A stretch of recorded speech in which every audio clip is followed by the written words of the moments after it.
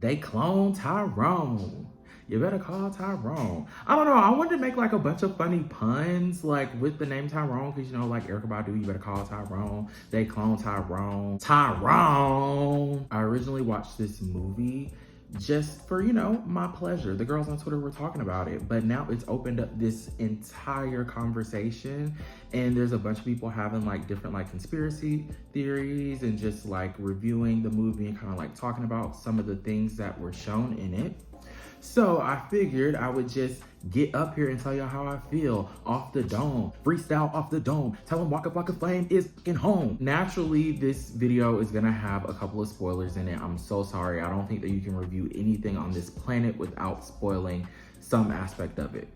So this movie is basically about the main character finds out that he is a person, but not really a person. He's just like a shell of a person who already exists as a person somewhere else in the universe, but this clone has been sent to the hood to stay there, right? So we're just gonna dive into the conspiracy. So a lot of people have been talking about some of the things that are in the movie and how a big one for everyone is that the scene where Fontaine and Yo-Yo and Slick Charles were like in the, essentially kind of like a Popeyes, right?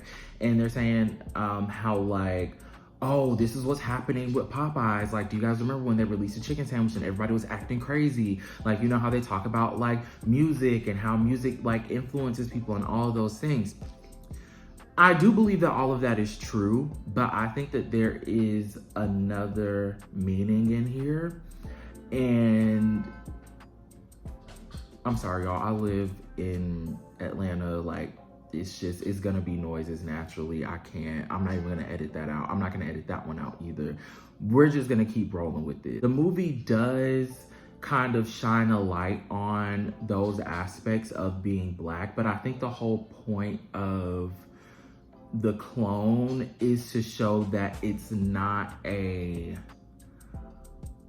one-off occurrence. Like, you can have a Tyrone anywhere. You can have a community like this anywhere. You know, the hood exists in every state of America, all 51 states.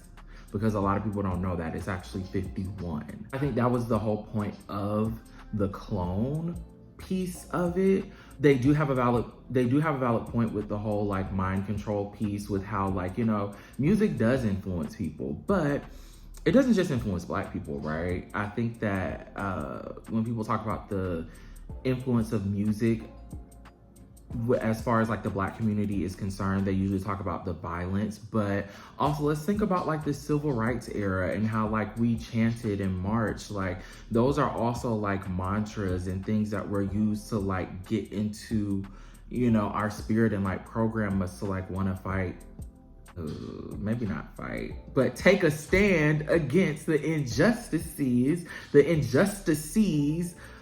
brought upon the African-American community. I feel like that's just a given.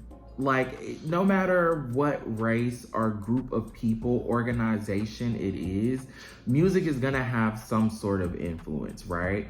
But what I did like is that how they kind of like touched on certain areas that we hold to be sacred in our communities, especially like the church, right? How they were also like distributing products like grape juice and stuff that is used in communion. And then you see like in the church scene how they're talking about, you know, God is a great man and that's who we should worship. That's who we should praise. That's who's gonna give us our freedom. It doesn't matter if somebody got, you know, accosted in the streets yesterday, or if your light bill is due, or if this is that or whatever. I really liked that because it shows like how much faith we're putting into a white man. It may not be a physical one, but in a lot of like churches and just Christian households period, is typically a white Jesus. Like, he's our white savior. So it's like, even in this person like preaching and like saying all of these things, like they're still saying it to a white person, like regardless of the juice, right? Like that's already been like programmed in us, right? And the movie also like discusses assimilation, and that's been like a really big thing for our community. Like think about, you know, white passing and how big that was back when there was a lot of like segregation and things like, I mean, there's still segregation. Things like that, how a lot of our ancestors would pass as white just to get, you know, a lot of different opportunities, and how like the perm box, the slogan was straighter is greater, right? We're talking about the texture of the hair. That even goes back to the whole white passing piece. I found the movie to be very, very fascinating, and it just like connected a lot of dots for me.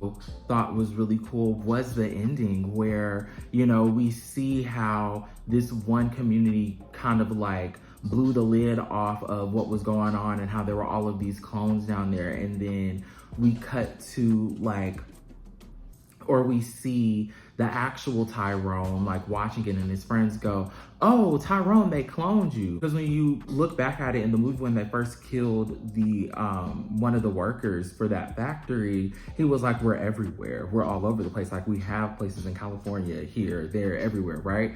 And I think that speaks to how we're not necessarily a monolith. A lot of us have the same things going on. So in a way, we all kind of are clones. Like you may be going through something here in Atlanta that somebody in Kansas is going through. You all may not share the same like physical appearances or certain beliefs, but the issues and the problems that you're going through are all kind of the same. And I feel like it's kind of weird that nobody has talked about that. Like, am I the only person with this opinion? I don't know. I think that this is definitely a movie that everyone should watch at least one time.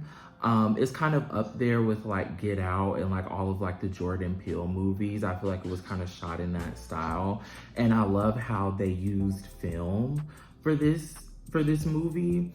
Another thing was like how they used like the bandos as like the headquarters for the corporation. And when you think about it, a bando, like they exist everywhere, right? Like, and you don't think anything of them. It's not alarming to you.